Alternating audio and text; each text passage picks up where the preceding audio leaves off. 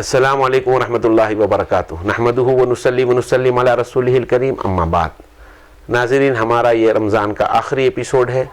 اس کے بعد ایک اور ایپیسوڈ آپ کو عید کی مبارکباد کا بھی ہم پیش کریں گے۔ اس سے پہلے اہم ترین بات عرض کرنا چاہتا ہوں، رمضان اپنے پورے اہتمام کے ساتھ، اپنے پورے شباب کے ساتھ رخصت ہو گیا۔ آج لیلۃ الجائزہ ہے۔ آج ہمارا کام تو اصلاً یہ ہے کہ سب چھوڑ کے اللہ کی طرف متوجہ ہو جائیں۔ آج جو مانگو گے وہ ملے گا۔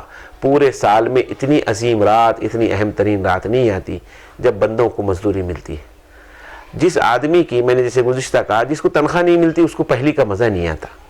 پہلی کا مزہ کس کو ہے؟ پہلی تاریخ کا مزہ کس کو ہے؟ جس کے جیب میں تنخواہ ہے۔ تو عید ہے اس کی۔ آج تنخواہ ہے میری، آج ہے سونا چاندی، جیسے شاعر نے کہا تھا۔ تو تنخواہ ملی تو سونا چاندی ہے۔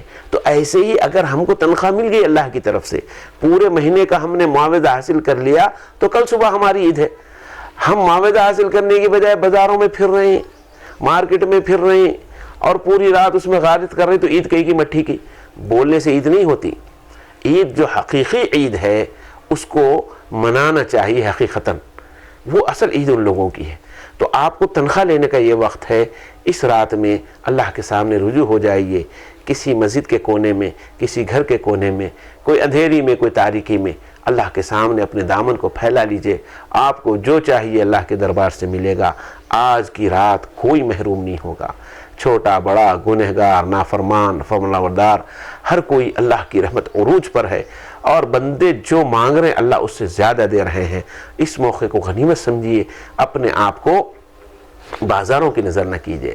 کتنی بات ہے کہ پورا رمضان تو ہم پورے نمازوں میں رہے، لیکن آج ہی جیسے مغرب کے بعد چاند دکھ گیا ہماری عشاء بھی غارت ہو گئی۔ جب عشاء غارت ہوئی وہاں پوری رات بھی غارت ہو گئی۔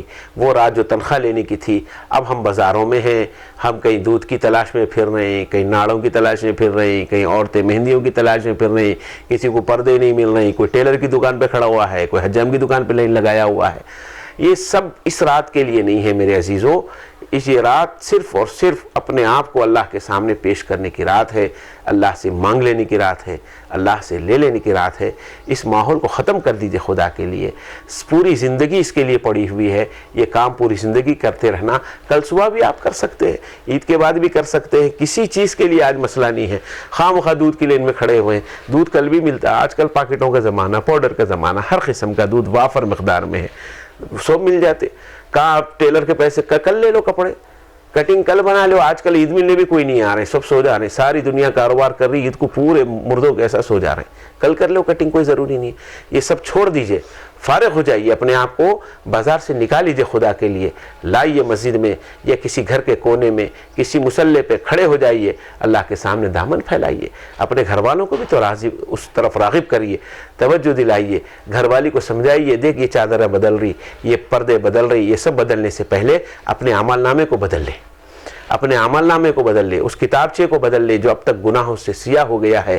آج کا دن ہے اس کو صاف کر کے نیا کرنے کا۔ اللہ تیری پوری پرانی فائلوں کو ڈیلیٹ کر دیں گے، نئی سم دے دیں گے، نیا چپ دے دیں گے۔ اب اس میں جو چاہے بھر لینا، پرانا حساب بے باک ہو جائے گا۔ وہ آج ہی کی رات ہے۔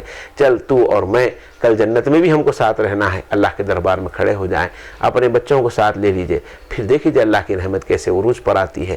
اس طرح کا معاملہ میری مائیں بہنیں آپ لوگ ضرور اہتمام سے کریں۔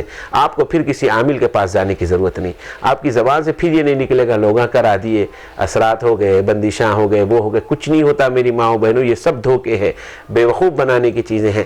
سب چیزیں ہمارے اعمال کا نتیجہ ہے، ہماری بدعمالیوں کی نحوستیں ہیں یہ۔